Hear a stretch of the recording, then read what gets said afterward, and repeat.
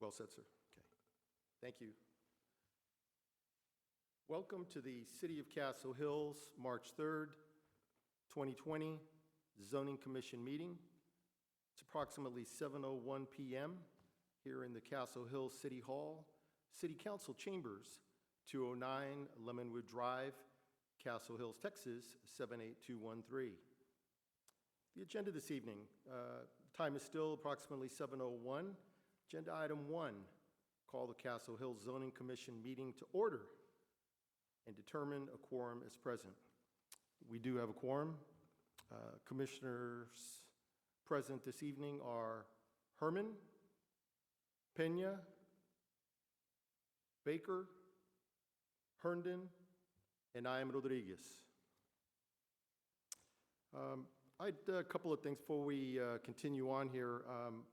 On February 5th, 2020 in the PM, I sent Ryan Rapline an email stating that Todd Herman had some excessive absences on this City of Castle Hills Zoning Commission and requested that he take the appropriate steps to enact the next in line alternate to a permanent position.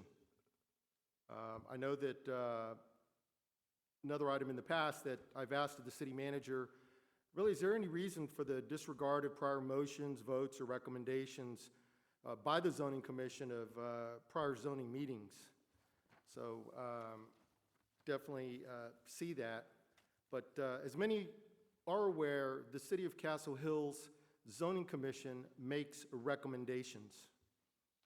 Historically, zoning commissions have made recommendations for, against, or other on a variety of agenda items.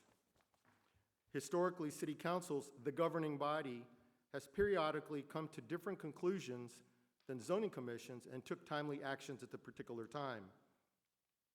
Respectfully and recently, Mr. Isbrand, who is finishing out the term of an exited council member and who has many years of experience on a zoning commission and a council with the Bexar County area municipality, has asked this zoning commission for redundant information from which he, the council, and this zoning commission received via many pages in our packets from the city manager of the City of Castle Hills when in correlation and selected by the City of Castle Hills city manager accordingly. Again, I would like to reiterate that the City of Castle Hills Zoning Commission makes recommendations. This commission is aware that Mr. Schnall spent many years leading the Zoning Review Committee for the City of Castle Hills. I learned via the video of the February 11, 2020 City of Castle Hills Council meeting via Mr. Schnall that Mr. Schnall also holds some credentials in residential and commercial real estate law. This zoning commission has been made aware by our city attorney, Mark Schnall, that even though recommendations are made and then acted upon in a timely manner by the city council governing body, updates and changes will occur systematically as documented in the local government code book. With all that has been communicated, I hope that this zoning commission does not have to undergo any unwarranted, pressured tones or rhetoric from anyone while they are conducting their duties as volunteers on this commission.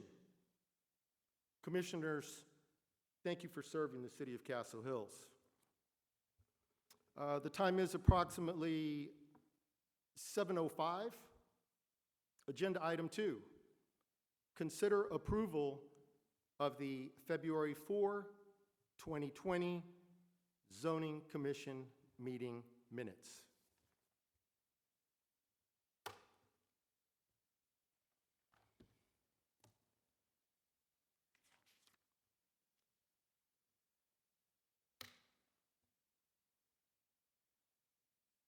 Commissioners, any communication on this, please?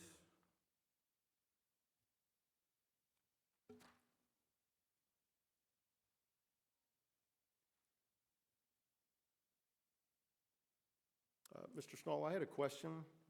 Mr.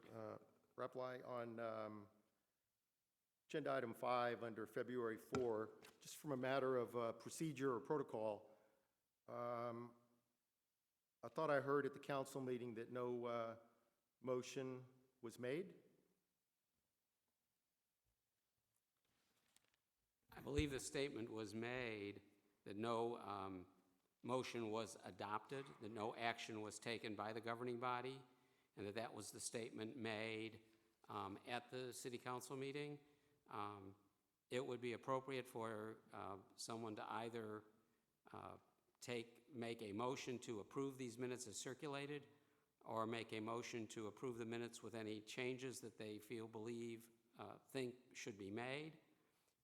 But the minutes are here presented, I believe, prepared by the interim city secretary based upon a review of the tape recording of the meeting. Okay.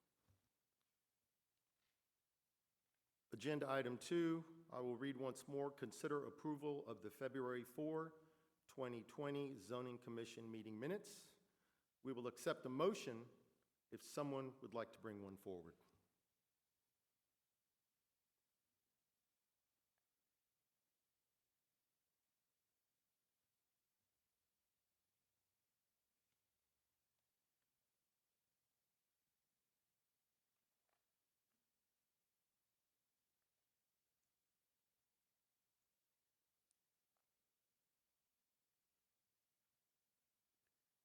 There are a couple of errors on, I believe, page 2 of the minutes. I apologize. I did not pick up my packet, and the minutes were not available online when I received it last Friday. Under motion, oh, it's number 7, number 1. Nope, I read that incorrectly. Then I would move that we pass the minutes as written. Is there a second? All in favor?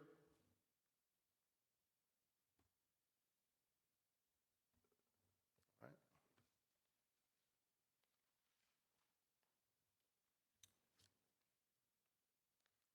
Time is approximately 7:09 p.m.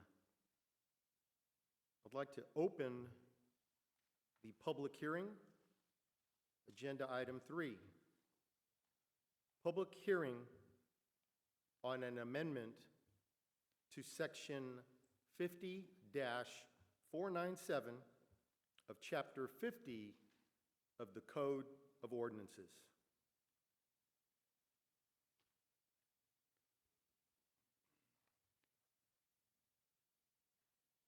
Thank you, Mr. Small, very much.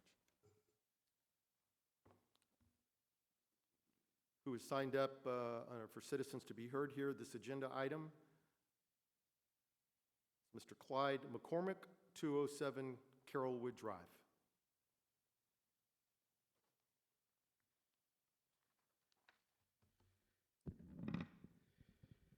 I'm Clyde McCormick, 207 Carrollwood. I have presented comments at the city council meetings, and the document that you should have a copy of before you, you will have a copy of before you in a moment anyway, is pretty much the same thing that I've said to the city council. The large paragraph that's outlined in orange magic marker is the one that has some changes to it.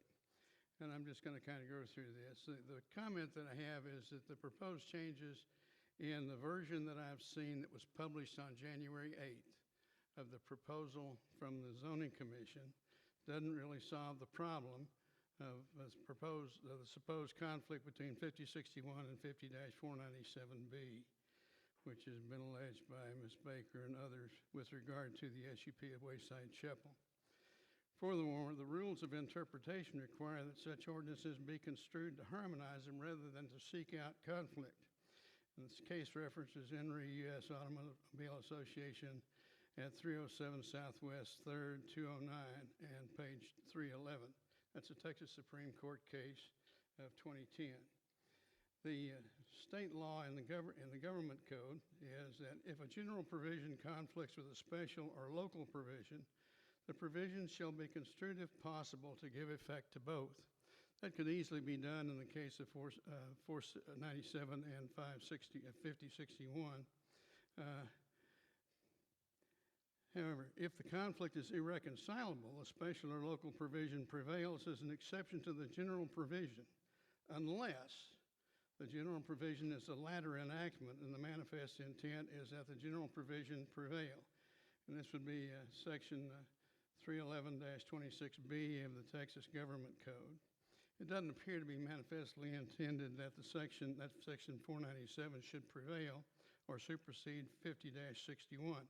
Although there is an ordinance dated 2017 which purports to modify or amend section 497. The only thing that they amended there was to add the provision to authorize special use permits for day nurseries, preschools, or kindergarten in conjunction with an existing public, private, or denominational school having a curriculum equivalent to grades 1 through 12. The other portions of 497 were not amended, and so it doesn't qualify as the latter enactment, since both provisions were recodified from the 1995 code. If there really is a question, all that's required to clarify the intent is to revise the heading of section 50-497B to read as follows, quote, "The uses allowable in District A are set out in section 50-61. In all of the districts, the following uses may be requested," and then you go on with that sentence. The use or allowance of special use permits in section 50-61B should be reduced or altogether eliminated to reduce conflict with the Religious Land Use Act. And I'd say that applies to A as well. All special uses in District A should be reduced to non-discretionary rules with consideration and perhaps redistricting for those SUPs already granted are subject to exceptions already agreed to. The zoning code should be written to remove all discretionary exceptions to the zoning regulations in those residential areas which the city wishes to protect from significant changes in status. Litigation currently underway should also be considered. This would reduce conflict and protect the residential character of our city. The rest of the comments are applicable as well, but they don't apply to the question before the commission tonight, so I'm not going to go into those. If you have questions, I have copies of the state law and the ordinance, that sort of thing, if you're interested in getting that information. Thank you.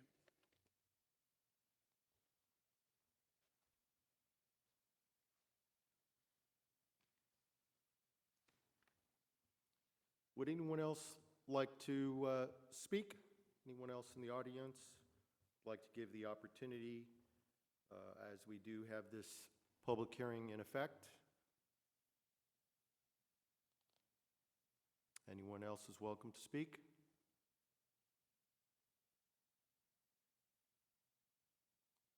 The time is approximately 7:14 p.m. We are now closing agenda item 3, the public hearing. It is still approximately 7:14 p.m. Agenda item number 4,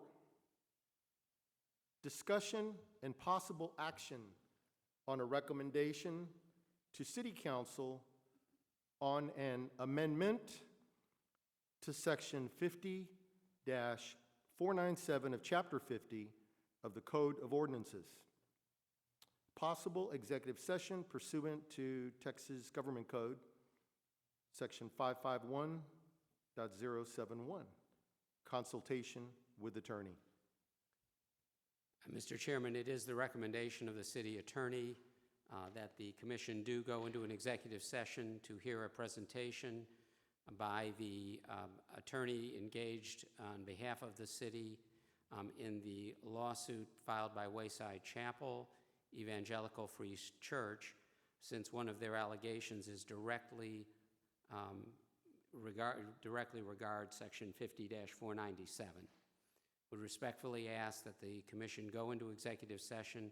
To do so, you would announce the date and time that you are going into executive session, and we would, because of early voting going on in the community room, need to have that session in this room and ask the citizens who are present to step out during the executive session. As far as the commission here, I'd like to accept a motion. If someone would like to bring one forward to go into executive session. So moved. Second? Second? All right, all in favor? The time is approximately 7:16 p.m. The City of Castle Hills Zoning Commission will recess into a closed executive session on March 3, 2020, and it is now approximately 7:17 p.m. under Texas Government Code Section